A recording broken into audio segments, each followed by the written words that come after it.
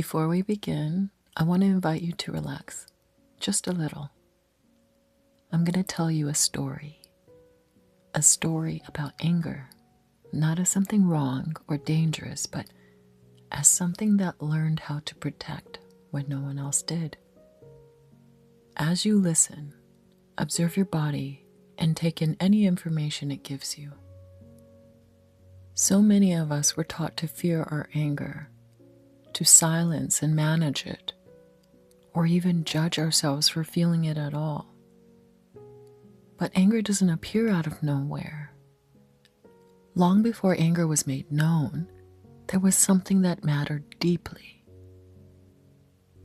This story isn't about excusing harm or justifying anger.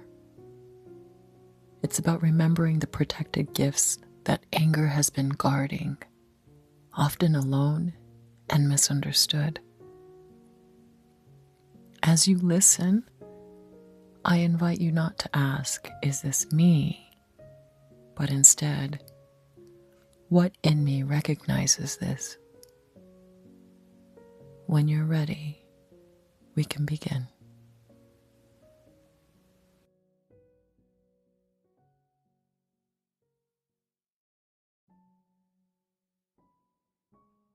The Guardian at the Gate. There was once a village built beside a river that changed its course every few years. The people learned to adapt. They learned to bend. They learned to yield. And at the edge of the village, where the land met the water, there stood a gate. The gate was old, heavy, and it was guarded by someone no one liked very much. They called him the Angry One.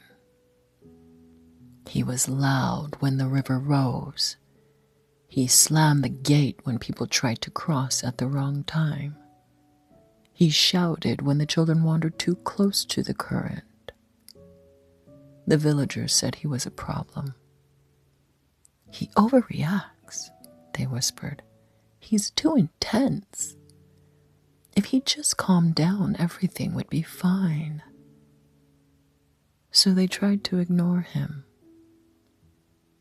They walked around the gate. They told the children he was dramatic. They asked him to quiet down, to be nicer, to stop making everyone uncomfortable. And for a while, he did. He stepped back. He clenched his jaw. He kept watch in silence. Until one night, the river surged without warning. The current tore through the village paths, and the water swallowed fields and homes. And it was then they noticed something strange. The gate.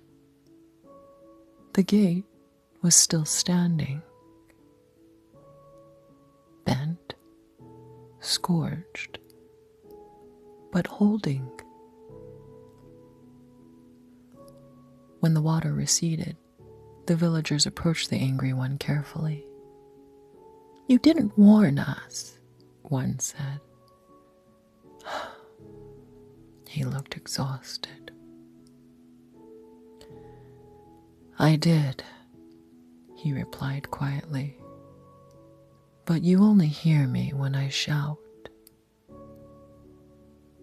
They noticed then what he carried.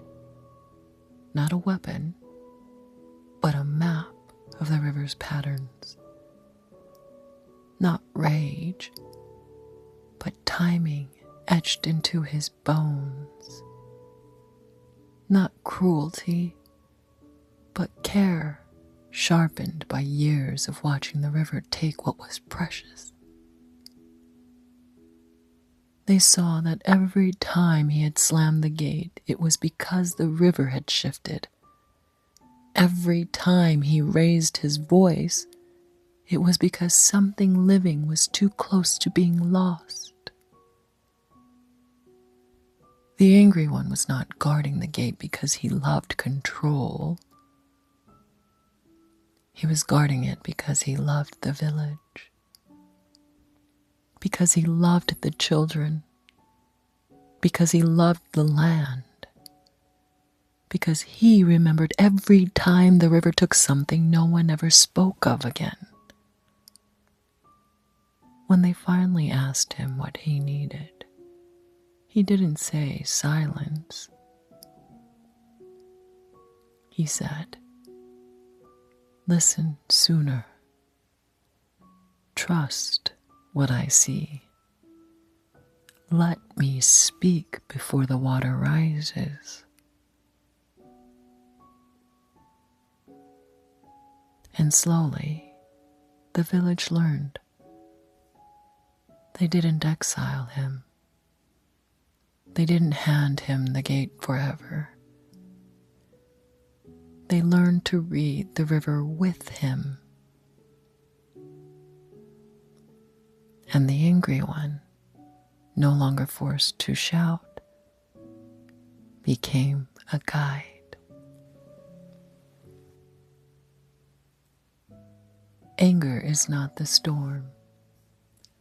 Anger is the guardian who learned the weather. The gift was the watchfulness, the care, the refusal to let something sacred be taken again.